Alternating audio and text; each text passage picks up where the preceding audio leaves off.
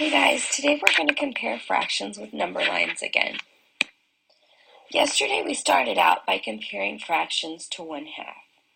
And so we're going to review that again today to make sure that we're really understanding that. So, first thing I need to do is say that my fraction has a denominator that's even. Remember, the denominator is the bottom number. So say that my fraction has an even denominator. The first thing I want to do is find out what is 1/2 of that denominator. Well, half of 6 would be 3. So 1/2 of a sixth would be 3/6. Now I can easily compare 2/6 to 1/2. So what I need to do is put 2/6 on my number line. I don't have to be completely exact. All I need to know is that 2/6 is a little bit less than 1/2 to show I do know that 2/6 is less than 1/2. Now this works with any fraction that has an even denominator. So say that I was working with the fraction 7/10, and I wanted to know if it is greater than or less than 1/2. I can easily compare it, because first I do 10 divided by 2, which would be 5. So 5/10 is actually equal to 1/2. I can put that on my number line. Then I can compare 7/10. Well, 7/10 would come later than 5/10. So I'm just going to kind of guess 7/10 would be about there. Now, if I'm comparing 2/6 to 7/10, I can easily do that on this number line now, because I know 2/6 is less than 1/2. 7/10 is more than 1/2. So 2/6 is less than 7/10. 7/10 is greater than 2/6. Now you may be wondering, what if my denominator is odd? What if my number is something like 2/5? How do I find half of 2/5? Well, you don't exactly. I'm going to go ahead and create my fraction, or my number line, and I'm going to go ahead and put 1/2 where it goes. Now 2/5, I know 2/5 is a little bit less than 1/2, because 2/4 would be half exactly, and 2/6 would be a little less than half, because 3/6 is half. There. And I know 3/5 would end up being a little bit higher, because again, it's a little more than half of 5. So I can easily say 2/5 should probably go somewhere in here. 3/5 would probably go somewhere in here. I can do that just by looking at it, just by comparing. Let's try another. Alright, so say that I have the number 6/7. Well, I can't divide 7 by 2 and get an even number. But what I do know is that the middle numbers of 7 would be somewhere between 3 and 4. So, between 3 and 4 is going to be my halfway point. If you think about it, 3/6 would be half.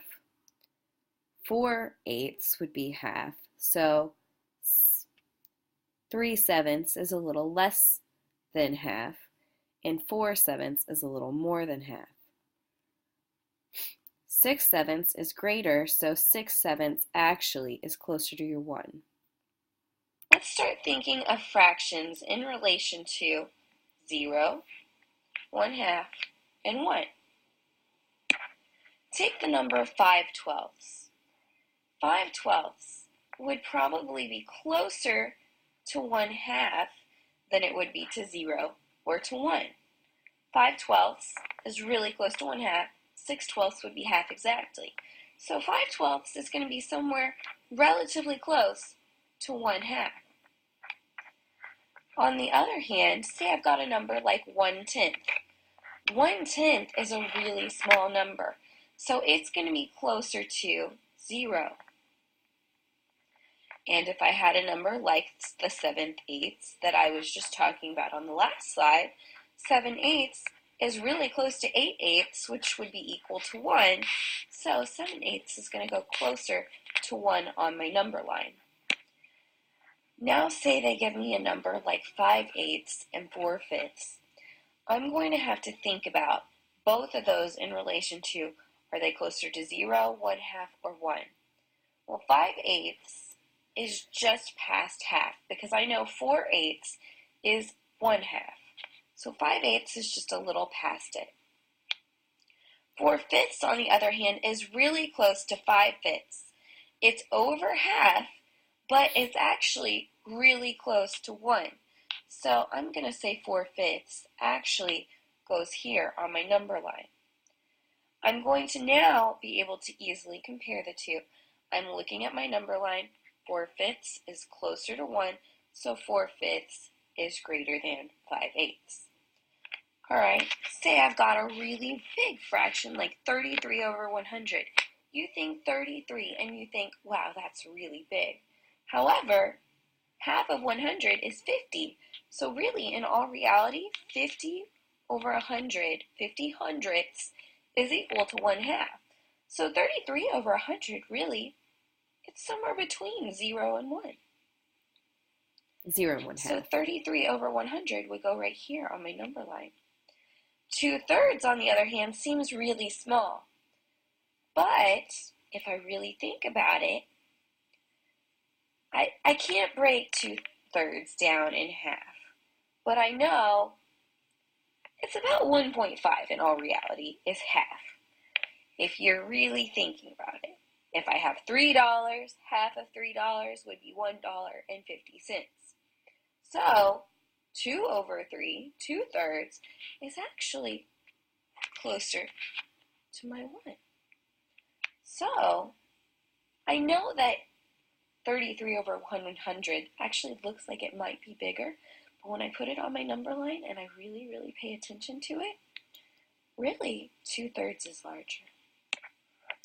Alright guys, now you're going to be going through the problem set with your substitute. You're going to go through, answer the questions together. If you feel like you have a pretty good understanding of this and you don't need help, you may go to your seat. You need to make sure your voice is off and you are working quietly. When you finish, you may quietly read until it is time for your exit ticket. Be sure to glance up and make sure that you're getting the correct answers as your substitute is going through it with the people who stay at the carpet. If you do not understand, stay at the carpet. Make sure you are sitting on your bottom. Make sure you are facing forward and make sure you are staying on task. You need to be going through this with someone who can lead you through the thought process of how to answer these questions. So you stay at the carpet with your substitute. Brooklyn is going to switch us over to the document camera and he's going to lead you through the problem set. I expect you to do a great job, to not rush, and to pay attention. Whenever you do get the exit ticket after you're through with the problem set, you'll notice that it has two sides. It has exit ticket 13 and exit ticket 12. Today you're going to be doing exit ticket 12. Turn it into the math tray when you finish and read quietly until the reading lesson begins. I hope you guys have a great day and I will see you later today, so make sure you're making great decisions, being respectful, being kind, and staying quiet during lessons so that you really have a chance to learn. I miss you guys and I hope you have a great day.